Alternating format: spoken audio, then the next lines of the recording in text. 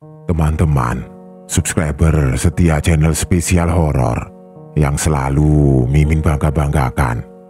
Satu buah cerita horor terbaru dari akun Twitter @bristory akan Mimin bawakan buat kalian. Berjudul asli Kereta Jakarta Jogja. Selamat menyimak kalau kalian masih berani.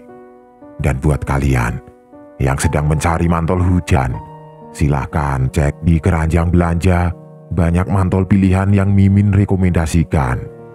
Salam horor. Seperti suara, ada tapi tidak terlihat.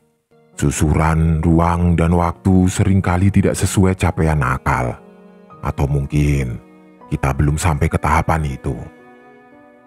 Namaku Raka, akan bercerita tentang perjalananku ke Jogja yang berbelok entah kemana. Seperti biasa, beberapa belas menit sebelum stasiun Lempuyangan aku terbangun, menghela nafas sebentar berusaha memaksimalkan kesadaran setelah tidur cukup lama. Di luar gerimis, jendela kereta basah tapi tidak terlalu. Atap rumah-rumah yang terlewati kelihatan basah. Begitu juga jalanan. Lampu kota tidak seterang malam awal. Apalagi ini bukan Jakarta. Penerangan seadanya. Rumah-rumah hanya menyalakan lampu kecil. Banyak juga yang malah tidak ada penerangan. Tapi semuanya akan sedikit berubah ketika kereta mulai memasuki Yogyakarta. Jogja, kota budaya, akar Jawa yang menjadi kota tempatku dilahirkan. Aku tidak peduli dengan pandangan orang-orang tentang kota ini, entah mengenai pemdanya, upah minimum yang rendah, dan lain sebagainya. Tidak peduli. Yang aku tahu, Jogja ini kota yang indah dan menyenangkan. Dari kecil aku dicekoki dengan hidup berkecepatan lambat. Lambat yang menenangkan. Kekeluargaan tingkat tinggi walau kadang jadi menjengkelkan karena terlalu dalam ikut urusan orang lain. Dan yang seru, setelah aku tahu Jakarta, Jogja juga jadi tempat aku menertawai penatnya penduduk Jakarta dalam menghadapi kekusutan hidup. Oh iya, sudah hampir 3 tahun belakangan, Jakarta jadi tempat aku mencari nafkah. Departemen pemerintahan tempatku bernaung memutuskan menaruh aku di kantor pusat dengan alasan promosi jabatan. Awalnya sempat hendak mengajukan keberatan karena aku tidak mau tinggal di Jakarta. Aku lebih memilih tidak usah naik jabatan, Pak, daripada harus pindah kerja di Jakarta. Tapi nak, di sana kamu akan belajar banyak, ditambah dengan gaji yang lebih besar. Banyak loh orang yang mendambakan jabatan itu. Tapi Pak, sudahlah, nurut apa kata bapakmu ini. Kamu harus cari pengalaman, kejar ilmu. Jakarta tidak semenakutkan itu loh. Berangkatlah, bapak dan ibu akan doa terus buat kamu. Itulah percakapanku dengan bapak, yang tentu saja beliau memang waktu itu mengharapkan aku untuk pergi ke Jakarta. Bapak dan ibuku, apa yang mereka ingin adalah titah. Aku selalu berusaha untuk terus mengikuti anjurannya. Sebagai anak tunggal, aku sangat dekat dengan mereka. Hal apapun akan aku diskusikan terlebih dahulu. Outputnya waktu itu adalah aku akhirnya memutuskan untuk menerima tawaran pindah kerja ke Jakarta. Nantinya akan tinggal di tempat kos. Dan yang pasti, aku akan sering pulang ke Jogja. Setiap ada libur agak panjang dapat dipastikan aku akan pulang. Seperti kali ini, ada tanggal merah di hari Kamis. Aku langsung mengajukan cuti hari Jumat supaya bisa mudik. Perjalanan menggunakan kereta dari Jakarta ke Jogja, atau sebaliknya, memakan waktu cukup lama, kurang lebih 9 jam. Karena rentang waktu yang lama itulah aku hampir selalu tertidur dalam perjalanan. Ditambah, hampir selalu juga menggunakan kereta malam menambah jam tidurku makin tinggi. Untuk yang juga sering menggunakan kereta luar kota seperti aku, pasti merasakan banyak keseruan menyenangkan dalam perjalanannya. Gambarannya seperti ini. Hampir setiap perjalanan kereta adalah petualangan baru. Walaupun itu merupakan rute yang sama, setidaknya menurutku begitu. Langsung ke inti cerita. Seiring berjalannya waktu, akhirnya aku mengalami petualangan aneh ketika dalam perjalanan kereta Jakarta-Jogja ini. Kejadian aneh yang bermula dari kebiasaanku tidur di kereta. Mimpi atau bukan, aku juga masih bingung. Karena sepertinya batas mimpi dan nyata baur menjadi satu dimensi yang sepertinya bukan buat aku tinggali. Aku lupa pastinya kapan. Tapi semua bermula ketika kira-kira 4 atau 5 bulan pertama bekerja di Jakarta. Yang aku ingat saat itu adalah mudik yang kedua kali. Kedua kalinya aku pulang ke Jogja setelah tinggal di Jakarta.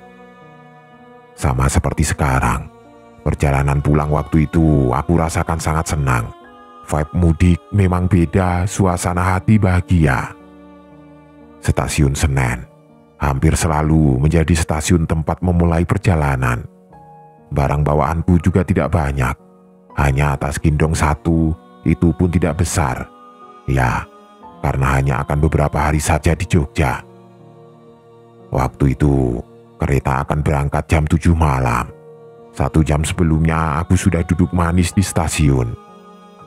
Kebiasaanku, setelah pulang kerja jam 5 sore langsung berangkat ke stasiun tanpa pulang dulu ke tempat kos. Sudah dari pagi, sebelum berangkat kerja sudah packing barang-barang yang akan aku bawa mudik. Waktu itu long weekend. Banyak orang yang memanfaatkan ini untuk bepergian, termasuk pulang kampung, begitu juga aku. Ramai, orang-orang terlihat warawiri di stasiun. Aku pikir hampir semuanya adalah penumpang kereta luar kota. "Pulang mudik, Dek," ucap seorang lelaki berumur sekitar 50 tahunan. Dia duduk di sebelahku. "Iya, Pak, ke Jogja," sambil tersenyum aku menjawab. "Kalau saya setelah Gombong," ucap bapak itu lagi. Saat itu aku sedang tidak berada dalam suasana hati yang ingin berbincang dengan orang lain, apalagi yang tidak dikenal. Tapi mendengar jawaban beliau yang cukup aneh, aku jadi terpancing. "Kota setelah Gombong? Apa itu, Pak? Kebumen? Wates?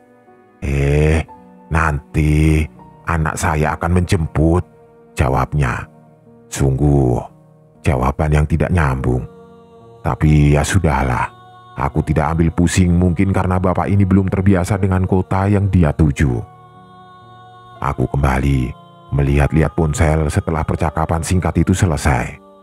Tapi sesekali aku perhatikan lagi bapak tadi. Ada yang menarik perhatian. Yang pertama, beliau ini tidak membawa barang bawaan apapun. Tidak ada tas atau apa, hanya membawa diri. Agak aneh untuk orang yang akan bepergian keluar kota, dan sepertinya ponsel pun dia tidak ada. Yang kedua, wajahnya selalu tersenyum ramah. Walaupun tidak menatapnya secara langsung, tapi aku bisa melihat kalau dia memang selalu tersenyum. Nah, yang ketiga, ini yang paling menarik. Yang aku pikir sejak tadi dia sendirian saja, tapi ternyata beberapa kali bertegur sapa dengan orang-orang lain, berbincang pendek dengan bahasa Jawa halus yang sedikit banyak aku bisa mengerti. "Wah, pulang juga ya, Pak? Bareng lagi kita ini, Pak. Dijemput juga nanti." Kira-kira seperti itu percakapan mereka. Yang aku tangkap, bapak ini dan mereka-mereka yang dia sapa sudah sering atau minimal beberapa kali bertemu dalam perjalanan menuju ke tempat yang sama. Orang-orang yang bertegur sapa dengannya cukup beraneka ragam. Ada yang seusia dengan beliau, ada perempuan juga, bahkan ada anak-anak muda seusiaku. Ternyata bapak ini banyak kenalannya. Tapi kekepoanku tidak berlanjut. Ketika akhirnya jam 6:30 aku masuk ke dalam stasiun karena kereta sudah datang. Tidak berlama-lama, beberapa menit kemudian, aku sudah masuk ke dalam gerbong dan mencari tempat duduk. Seperti yang sudah diperkirakan, dan sudah pasti kalau kereta ini dipenuhi penumpang, nyaris tidak ada kursi kosong. Di sebelahku duduk seorang perempuan yang menurutku berparas cukup cantik. Kami sempat saling melempar senyum tanpa bertegur sapa. Kemudian kami kenalan. Tidak, belum. Setelah itu malah sibuk dengan ponsel masing-masing. Jam 7 lebih 1 atau 2 menit, kereta mulai bergerak berjalan. Diiringi dengan gerimis hujan yang turun sedikit bisa mendinginkan udara Jakarta. Aku, Raka, Winda, kami bersalaman. Namanya Winda. Pada akhirnya, setelah stasiun Bekasi, aku berkenalan dengan perempuan cantik yang duduk di sebelahku ini. Kuliah di Jakarta? Tanyaku kemudian. Tidak mas, aku ada perlu di Jakarta, jawab Winda dengan logat Jawa yang cukup kental. Masnya kuliah di Jakarta atau kerja? Aku kerja di Jakarta, mau pulang ke Jogja. Sama, aku menjawab dengan berujung pertanyaan. Tidak mas, aku turun di Gombong. Oh, tidak sampai Jogja ya? Senyumku sumringah. Winda hanya tersenyum. Setelah itu, kami cukup lama berbincang diawali dengan kekakuan perkenalan. Tapi selanjutnya, bisa dibilang cukup menyenangkan. Setidaknya buatku, bisa kenalan dengan perempuan cantik dan kelihatan pintar. Obrolan yang makin lama makin seru itu perlahan mulai ada jeda diam. Mungkin karena malam makin larut dan kami, terutama aku, sepertinya karena lelah jadi mulai mengantuk. Tidak tahu pastinya kapan, tapi tiba-tiba aku sudah masuk ke alam mimpi lelap tertidur. Sementara itu, kereta terus melaju membelah malam menelusuri rel yang membentang di atas dataran Jawa. Masih diiringi oleh gerimis yang sepertinya rata turun hampir sepanjang perjalanan. Deru mesin kereta yang bekerja memutar roda lokomotif memecah sunyi dalam gelap malam yang sebagian besarnya pekat.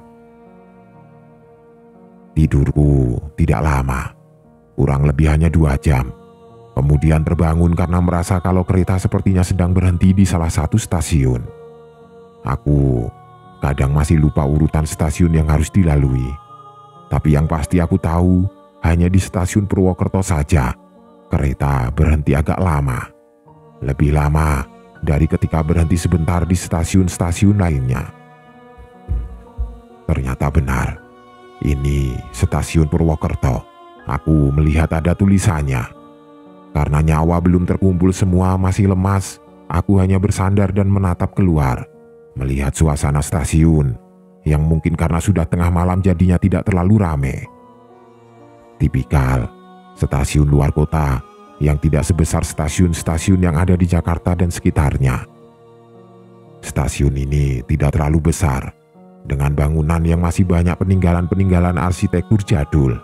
Dan tentu saja, masih ada beberapa lampu yang menyala menerangi beberapa bagian, tapi tidak setiap sudutnya terang benderang. Selang beberapa menit kemudian, sudah ada tanda-tanda dan pemberitahuan kalau kereta akan jalan lagi. Dan benar, kereta akhirnya mulai bergerak. Saat itu aku memutuskan untuk lanjut tidur lagi, karena Jogja masih cukup jauh dan masih ngantuk juga. Tapi sebelumnya, aku sempat melirik kursi sebelah. Winda masih ada di sana. Dia tidak tidur, tapi aku tidak punya ekstra tenaga untuk mengajaknya ngobrol lagi. Lagi-lagi aku terlelap. Tapi sama saja, tidurku lagi-lagi tidak lama. Kereta yang berhenti lagi membuat aku terbangun. Kali ini yang terbaca adalah Stasiun Gombong. Tapi berhenti hanya sebentar, cuma beberapa menit saja kemudian jalan lagi. Bukannya Winda harusnya berhenti di stasiun Gombong? Sontak aku langsung melirik lagi ke sebelah. Bukannya mau turun di Gombong? Kan sudah lewat. Aku bertanya cemas ketika melihat kalau Winda juga sedang terjaga. "Stasiun berikutnya, Mas," jawab Wenda sambil tersenyum. "Lah, katanya tadi Gombong. Bagaimana sih?" Dalam hati aku bertanya-tanya. Tapi ya sudahlah, aku masih ngantuk berat. Tidur lagi akan menjadi ide yang bagus. Kembali memperhatikan keluar jendela. Kereta meninggalkan stasiun Gombong menuju ke Kebumen. Ternyata masih gerimis. Rintik air membasahi kaca jendela, ditambah dengan dinginnya AC kereta. Aku jadi makin ngantuk dan sekali lagi tertidur. Lagi-lagi tidurku tidak lama, terbangun lagi. Tapi kali ini aku terbangun sambil agak kaget. Kenapa? Awalnya mungkin karena terasa kalau kereta lagi-lagi berhenti di salah satu stasiun. Jadinya aku bangun. Tapi ada hal lain juga. Yang tadinya menggigil kedinginan, ketika belum terjaga sepenuhnya aku merasa kalau hawa dan kulitku menghangat. Seperti sedang terpapar cahaya dari luar. Dan benar saja, ini yang membuatku kaget. Ternyata di luar sudah tidak gelap lagi, tapi terang benderang yang bukan dari cahaya lampu tapi dari sinar matahari siang. Siang? Kok siang? Harusnya kan masih malam. Memang sudah berapa lama aku tidur? Banyak pertanyaan. Mengucek-ucek mata, menegakkan posisi duduk, kemudian mendekatkan wajah ke jendela. Aku terbelalak melihat semuanya. Setelah aku pastikan lagi, ternyata bukan terang siang bolong, tapi lebih mirip terang jingga. Suasananya seperti waktu sore menjelang pergantian hari jadi malam. Ini di mana sih? Seperti yang aku bilang tadi, saat ini aku belum terlalu hafal dengan urutan dan bentuk stasiun setiap kota. Tapi seharusnya ini adalah stasiun Kebumen, karena sebelumnya tadi adalah Gombong. Tapi kenapa tiba-tiba jadi sore? Terus menerus, aku perhatikan semuanya. Ada orang lalu lalang walau tidak sebanyak di stasiun kota besar. Beberapa toko kecil yang buka menjual dagangannya. Ada juga orang yang berseragam layaknya petugas stasiun dan lain sebagainya. Orang-orang yang lalu lalang tadi, ada yang membawa tas, ada pula yang hanya membawa diri, ada juga yang membawa anak kecil. Sekali lagi, bukan itu yang aku bingung. Tapi kenapa ini tiba-tiba sore hari? Ponselku berstatus tidak ada jaringan. Aku melihat jam tangan, ternyata jarumnya berhenti di pukul 00:33. Ini stasiun mana ya?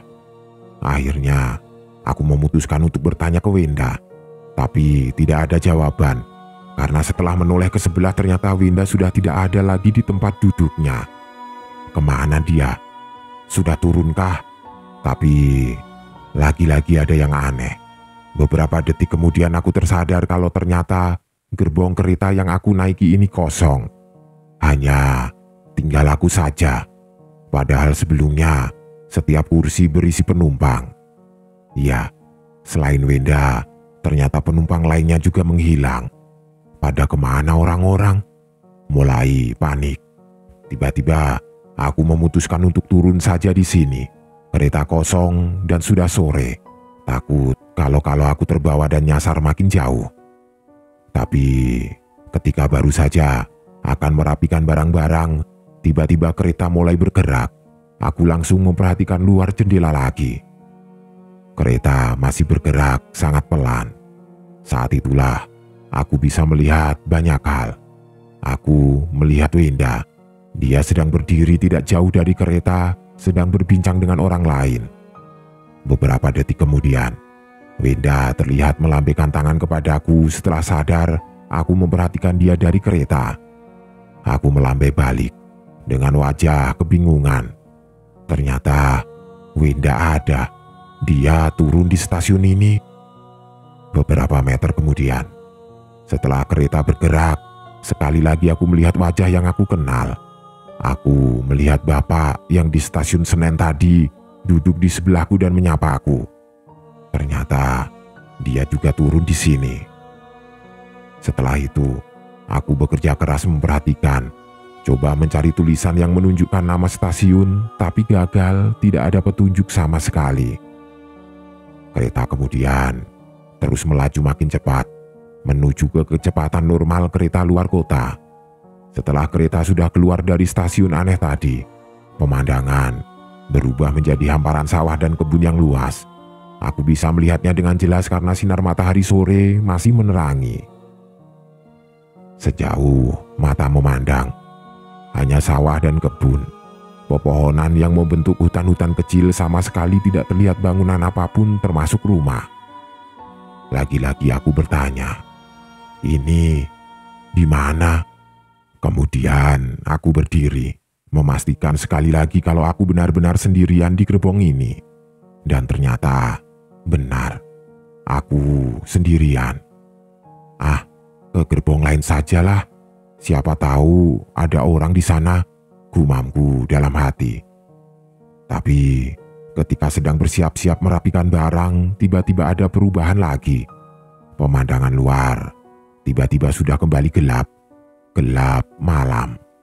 Sekali lagi, aku mendekatkan wajah ke jendela untuk memastikan, dan ternyata benar.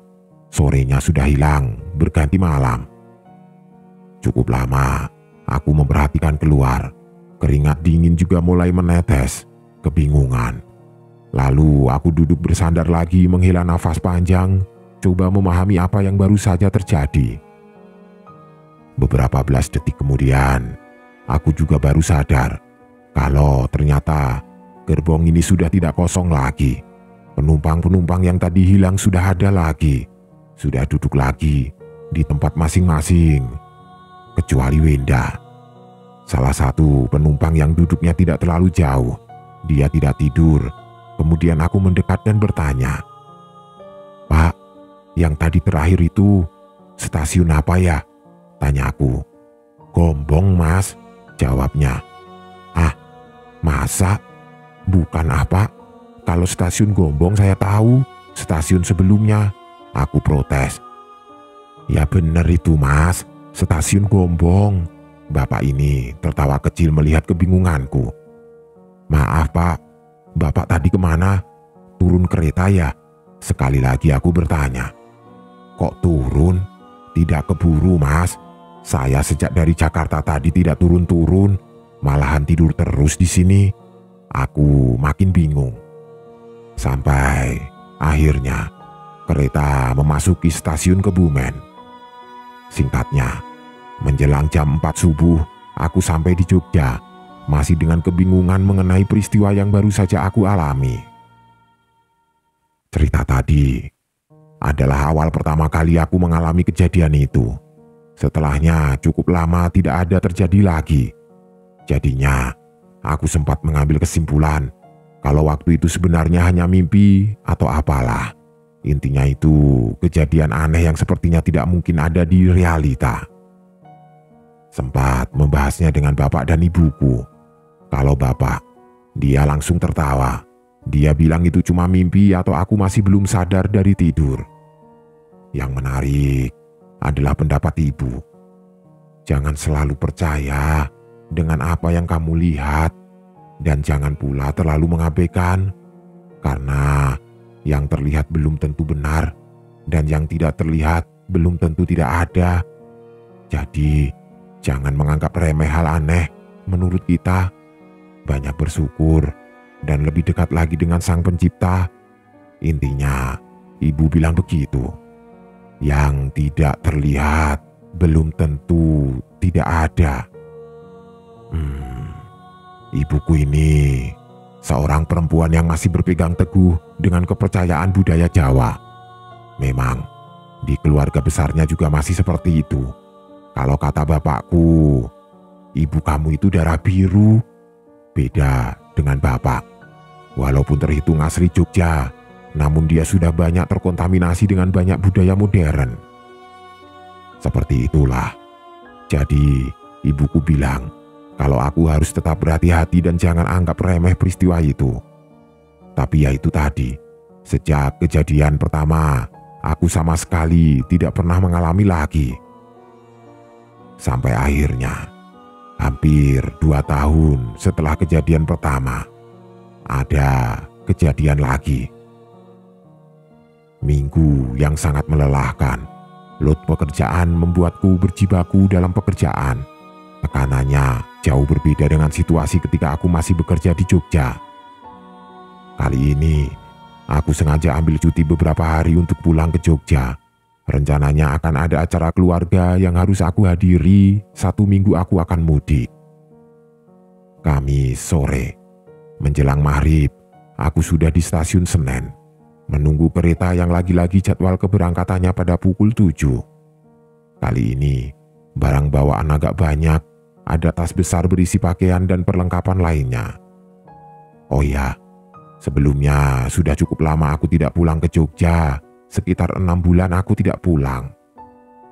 Ini bukan musim liburan, makanya keramaian stasiun Senen kelihatan hanya ramai biasa, tidak terlalu sesak dengan penumpang luar kota. Singkatnya, mendekati jam 7, aku melangkah masuk ke peron karena kereta sudah datang. Dan benar, setelah sudah berada di dalam, sebentar aku melihat sekeliling sebelum masuk ke kereta. Ternyata penumpangnya memang tidak terlalu banyak. Aku taksir, mungkin hanya setengah yang terpenuhi. Tapi ya tidak tahu kalau nanti di stasiun setelah ini akan ada penambahan penumpang. Yang pasti tidak seramai sebelum-sebelumnya. Akhirnya, aku memutuskan untuk masuk kereta setelah dipersilahkan. Nah, ketika hendak masuk inilah, di kejauhan, aku melihat sosok wanita yang aku kenal. Aku melihat Wenda. Memang, sudah lama sejak terakhir kami bertemu, tapi aku masih mengenalinya. Dia sedang berjalan bersama seseorang. Aku tadinya mau memanggil tapi urung karena jarak kami terlalu jauh. Dia terlihat hendak masuk ke salah satu gerbong yang lebih depan daripada aku. Ya sudah, mungkin nanti kalau sudah di dalam aku akan mencari dan menghampiri. Di dalam gerbongku pun penumpangnya hanya setengah lebih sedikit. Tidak penuh. Aku duduk sendirian, kursi sebelahku kosong. Syukurlah, jadi lebih lega. Tepat jam 7, kereta akhirnya mulai bergerak perlahan meninggalkan stasiun Senen. Lagi-lagi, gerimis turun mengiringi pergerakan kereta yang lajunya makin lama makin cepat. Seperti yang aku bilang tadi, seminggu terakhir merupakan hari yang melelahkan. Load pekerjaan lebih menguras energi. Ditambah aku harus memastikan tidak ada pekerjaan yang belum selesai ketika sudah cuti nanti. Aku mau liburan tanpa memikirkan urusan kantor, makanya aku bereskan semuanya. Duduk bersandar, menatap keluar dari jendela kaca, memperhatikan kerlip lampu kota yang makin berkurang gemerlapnya seiring dengan makin jauh kami meninggalkan ibu kota. Senangnya, suasana hati, karena sudah dalam perjalanan pulang, memeluk letih dan lelahku. Kali ini, tidak menunggu sampai menjelang tengah malam, rasa kantuk sudah menyerang. Aku yang memang sudah berencana untuk tidur di sepanjang perjalanan, sengaja tidak melawan, malah mencari posisi yang lebih nyaman. Aku pun tertidur, lelap. Sementara itu, kereta terus bergerak berjalan ke timur, menyisir dataran bagian tengah Jawa, menembus perbatasan, mengantarkan kami seluruh penumpang ke tujuannya masing-masing. Ya, ke tujuan masing-masing. Entah di mana itu. Aku terbangun. Kok getaran kereta beda dari biasanya ya? Getarannya lebih terasa. Malah bisa dibilang ini termasuk guncangan kecil bukan getaran. Karena inilah aku terjaga, sadar dari tidur yang lumayan lama. Sudah jam 12:30 lewat. Lama juga aku tidur. Ini kereta kenapa sih? Seperti lewat jalan jelek, ucapku sendirian. Guncangan kecil terus berlanjut setelah aku benar-benar terjaga. Kemudian aku melihat keluar. Masih gelap malam. Sambil merasakan guncangan ini, aku coba meraih botol minuman yang ada di dalam tas.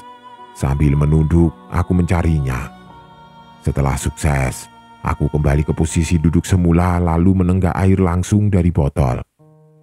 Ketika sedang menenggak air itulah, aku melihat ada yang aneh di luar sementara goncangan kereta masih terjadi.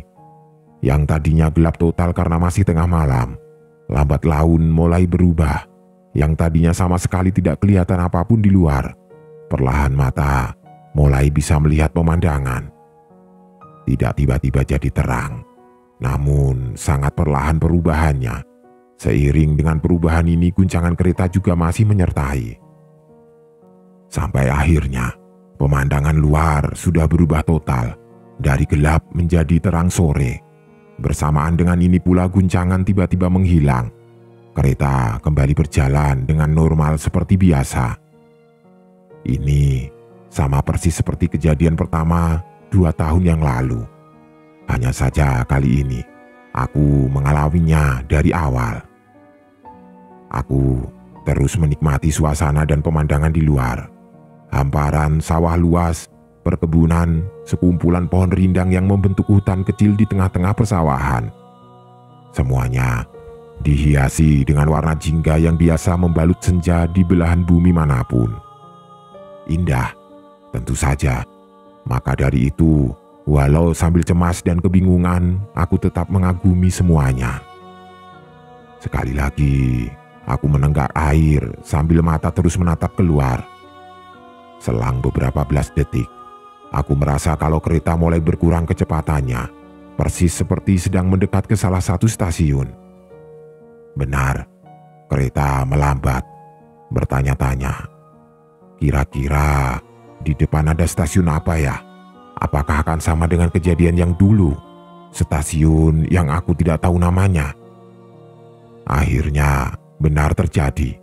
Kereta memasuki salah satu stasiun beriringan dengan lajunya yang sudah sangat lambat. Penasaran, apakah ini benar stasiun yang dulu? Aku mendekatkan wajah ke jendela ingin memastikan. Kejadian yang dulu itu sudah lama, tapi aku belum lupa. Aku yakin kalau kali ini yang aku lihat di luar adalah stasiun yang sama. Masih hafal dengan bentuk bangunannya. Kali ini aku harus dapat nama stasiun ini. Jangan terlewat lagi. Suasananya juga nyaris sama. Banyak orang lalu lalang. Ada lelaki, ada perempuan, tua dan muda, anak-anak juga ada, dan lain sebagainya. Seperti layaknya suasana stasiun pada umumnya, namun tidak terlalu ramai. Detik berikutnya, akhirnya kereta berhenti. Menghela nafas sebentar. Bingung, aku harus berbuat apa? Terlihat beberapa penumpang mulai turun dari kereta. Aku terus memperhatikan sambil bertanya-tanya dalam hati, apakah kereta akan berhenti lama atau sebentar? Apakah aku harus turun? Ini stasiun apa? Aku belum tahu juga namanya. Sampai ketika dari kejauhan aku melihat Wenda, dia terlihat baru saja turun. Saat itulah aku berniat untuk turun dari kereta lalu mengejarnya. Barang-barang dan ponsel tidak aku bawa, lalu berlari kecil menuju pintu keluar. Pada saat ini, baru sadar kalau gerbong yang aku naiki ini dalam keadaan kosong. Penumpangnya hanya tinggal aku seorang. Tapi aku abaikan itu. Niatku adalah menyapa Winda. Setelah turun, aku lihat Winda masih berdiri di tempatnya. Dia sedang bersama seseorang. Kemudian aku berlari kecil ke arahnya. Winda? Winda kan? Sambil terengah, aku menegur perempuan cantik ini ketika sudah sampai di hadapannya. Ingat aku tidak? Tanyaku lagi. Mas Raka, masih ingatlah. Apa kabarnya? Winda tersenyum. Melegakanku yang sebelumnya sangsi apakah dia masih ingat. Winda, ini stasiun apa ya? Aku langsung to the point. Mas Raka mau ke Jogja kan? Naik lagi saja mas, nanti keretanya keburu jalan. Di sini berhentinya tidak terlalu lama, jawab Winda. Iya, tapi aku mau tahu ini stasiun apa? Dan kok tiba-tiba sore ya? Bukannya kita tadi berangkat malam? Winda tersenyum. Akan lebih baik Mas Raka naik kereta lagi saja. Ah, Winda seperti terus lari dari pertanyaan. Stasiun apa sih ini? Winda, please, ini stasiun apa? Ini kita di kota mana? Aku bertanya sekali lagi. Sudah Mas, naik kereta saja. Semoga kita nanti bisa ketemu lagi ya. Winda belum mau menjawab juga. Tiba-tiba ada bunyi lonceng yang keras pertanda kalau kereta akan berjalan lagi. Bingung, bercampur penasaran. Aku harus tetap di sini atau naik kereta lagi?